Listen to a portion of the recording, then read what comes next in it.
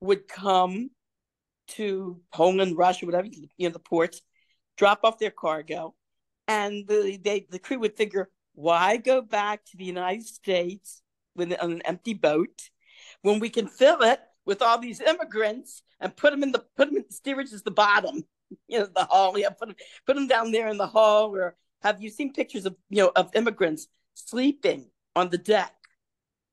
That's what these boats were. These were actual cargo ships.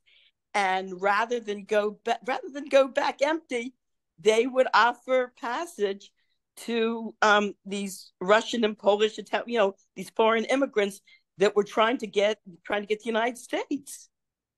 So Bubby was an illegal immigrant. No, she wasn't illegal. They weren't illegals. They put them on the boat, and they would get to Port of Baltimore, Ellis Island, Philadelphia, where they would get off, and they would be, they would check them. You've seen all the movies and all the documentaries about it. First, they were checked to make sure that they were healthy. They weren't bringing any diseases in, and they had papers. They had to fill out papers that they had sponsors in the United States. My Bubby had cousins that lived in Baltimore. And Okay. so they were her sponsors. And so she came over in this, in this boat. Like you see, like the pictures, like you see of them either sleeping in the bottom of the boat in the hull, or sleeping up on the deck. Okay. Interesting. I didn't know that. We never talked about that, actually. So She said, by the way, that the first thing that impressed her when she got off the boat, they didn't have chewing gum in Russia in those days. 1900, and actually she came actually really around 19.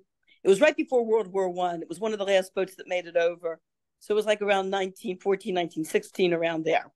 Okay. She was a teenager, and she said when she got off the boat in the United States, she sees people chewing, and she goes, what are people chewing like cows? She compared them to cows, the cattle. What is this? Everyone, what are people doing? And of course, she found out later everybody was chewing gum. Do you remember any other of your grandparents' first impressions of America?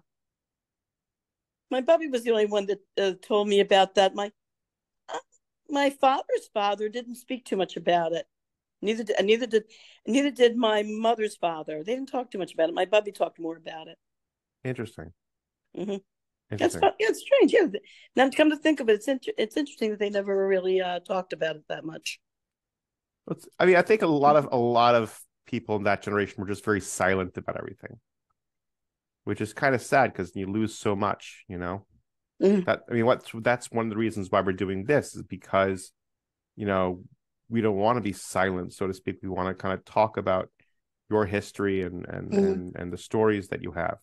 I used to like very, very much when my father told me his stories from World War II. And when you kids were little, how he would also tell you stories from, that he experienced during World War II. And I thought it was wonderful. I thought it was like getting in touch with a piece of history, but from the person who experienced it. And I was listening to this talk show psychologist one time, and this woman called. She's upset that her father tells her children about his World War II stories. And the psychologist said, "Oh, I think it's horrible what your father's doing. You ought to keep your kids away from that and make sure he doesn't do that." And I got, what? Is that psychologist crazy? What's her problem? That's also unethical. Wonderful that the father is getting. I mean, I can understand, say a Holocaust survivor. I mean, a lot of Holocaust survivors didn't want their children or grandchildren at a young age exposed to some of the horrible, gory details. Now, as their kids got older, say like late teens, early 20s, then they would open up, because now, obviously you're more mature at that age. You can take that kind of information much better. But the stories that my father had from World War II, I mean, he never saw real horrible action. I mean, he was with the reconnaissance forces that came basically for the cleanup and to basically distribute to bring in the supplies. Basically, he was the peaceful end of the army, the Air Force actually, that brought in the supplies and then help with the cleanup afterwards. And yeah, so his stories were like more adventurous, like being in Burma, like the rat that invaded their kitchen. Oh, the one that was giant and huge. What happened was, um, every morning when the men would wake up, they would come to the kitchen, and everything was ripped apart. Food was stolen. The kitchen was a total mess. So at first they thought it was like some local tribesmen that didn't want them there, who were purposely doing this. So they put some guy volunteered to be on all night guard duty and to see who was doing this. And real like in the middle of the night, they heard his gun go off, and everyone came running out of their tents. And he said, "I found the thief. I shot him. You want to see him?" And they couldn't believe it. It was this 3-foot rat. Wow.